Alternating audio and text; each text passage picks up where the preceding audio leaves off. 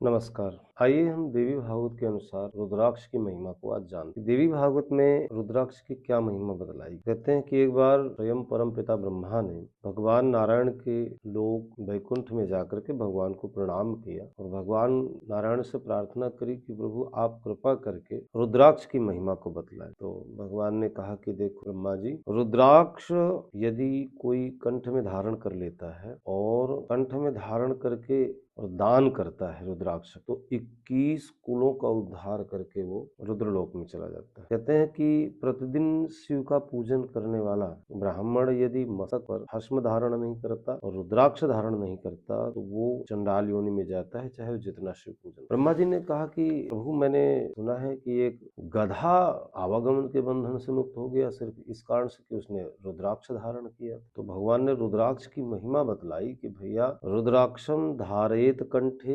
बाहुर्वामृति, यदि बाहु में और कंठ में यदि कोई रुद्राक्ष धारण करके मृत्यु को प्राप्त हो जाता है तो कुलई कविंश मुक्तार्य रुद्रलोके वशे नरः, स्वयं तो वो मुक्ति को प्राप्त होता ही होता है और कहा जाता है कि वो अपने 21 कुलों का उद्धार। यह देवी भागवत की महिमा के अनुसार है कि भगवान स्वयं नारायण कहते हैं ब्रह्मा जी से। शिव महिमा के अनुसार देवी भागवत 11 स्कंद में अध्याय 6 है और श्लोक है 12। भगवान नारायण स्वयं परमपिता ब्रह्मा से कहते हैं रुद्राक्षम धारेत कंठे बाहुर्वा म्रियते, यदि म्रियमाण व्यक्ति यदि अंतिम समय में कंठ में अथवा भुजा में रुद्राक्ष को धारण कर लेता है तो इसमें कोई संदेह नहीं कि वो तो स्वयं तरता ही तरता है और अपनी 21 पीढ़ियों का भी उद्धार रुद्राक्ष के माध्यम से करता है। भगवान ने कहा कि एक बार विंध्य पर्वत पर, जिसे हम आजकल विंध्याचल कहते हैं, विंध्याचल पर्वत पर रुद्राक्ष का बहुत बड़ा वन था। एकमात्र हिमालय या नेपाल के क्षेत्रों में ही रुद्राक्ष का वन नहीं है। श्रणपुत्र पुरावृत्तम गर्दभो विंध्य पर्वत, विंध्य पर्वत पर बहुत बड़ा रुद्राक्ष का वन था और उस वन में रुद्राक्ष का क्रय विक्रय करने वाला व्यापारी था। उसके पास एक गधा था और गधा